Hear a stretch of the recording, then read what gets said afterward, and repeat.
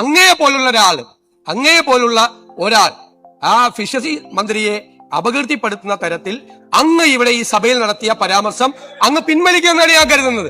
അല്ലെങ്കിൽ അവന്റെ കണ്ണിൽ എന്തോ തീക്ഷ്ണതയോടെ കത്തുന്നു, എന്തോ എവിടെയോ ഒരുങ്ങുന്നുണ്ട്. ആരെയും അവമാനിച്ചില്ല, അപമാനിക്കാൻ ശ്രമിച്ചത് നിങ്ങളാണ്.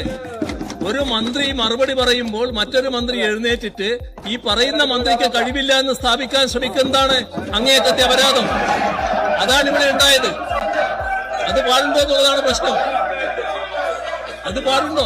അതാണ് പ്രശ്നം. ആഞ്ഞു തുപ്പാലടാ, അടികൊണ്ട് ആടി നിൽക്കണ പല്ല് തെറിച്ചു. ഇവിടെ ബഹുമാനപ്പെട്ട സജി ചെറിയാൻ ഇത് അവതരിപ്പിക്കുന്ന സമയത്ത് റെക്കോർഡിലുണ്ട്.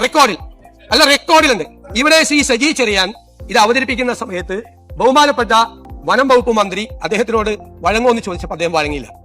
ആ ഒരു കാര്യമാണ് ബഹുമാനപ്പെട്ട ഫിഷറീസ് മന്ത്രി സംസാരിക്കുന്നതിനിടയിൽ മറ്റൊരു വിഷയമാണ് ശ്രദ്ധയിൽ പഴയ ഒരു കാര്യം ആണ് അദ്ദേഹം പറഞ്ഞത്. ഫിഷറീസ് വകുപ്പ് മന്ത്രി മറുപടി വളരെ ഭംഗിയായിട്ട് അദ്ദേഹത്തിന്റെ കാര്യം വളരെ വൃത്തിയായിട്ട് പറഞ്ഞു.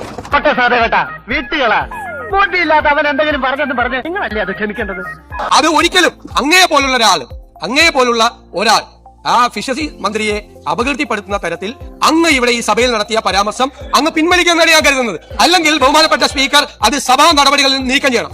ആ തേണ്ടി RDPയുടെ തൊലി ഇരിക്കുകയാണ് ഉത്തമ. സഹിക്കുക, അല്ലാതെ എന്ത് ചെയ്യാ? ഇതിനൊരു വിധിയെഴുത്തുണ്ടാവുമെന്ന് സ്വപ്നത്തിൽ പോലും വിചാരിച്ചല്ലോ.